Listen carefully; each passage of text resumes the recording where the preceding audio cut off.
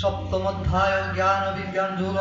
শ্রী ভগবান বাচন ময়া সপ্তমনং পাত্র যুগং ঝঞ্ঝমদশ্রয় অসংশয়ং সমগ্রমা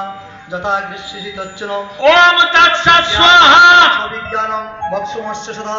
যদ জ্ঞাতনে অবর্ণজ জ্ঞাতব্যম অবশিষ্যতে ওম তৎসৎ স্বাহা সয়স্যচু কর্তৃ যত তুইদ্য যতদময় সিদ্ধিনা কর্তৃমণ্ডে তত্তদ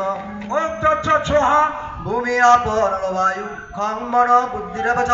অহংকার ইতি মে ভিন্ন পক্ষী দ্রষ্টদ ওম তৎসৎ স্বাহা অপরে অমিতস্তন্য প্রকৃতিং বিদ্ধি মে পরম জীবভূত মহাবাহু জয়ে গঙ্গা যতে জগৎ ওম তৎসৎ স্বাহা এতজনি নিভূতানি সর্বনিত্য উপদায়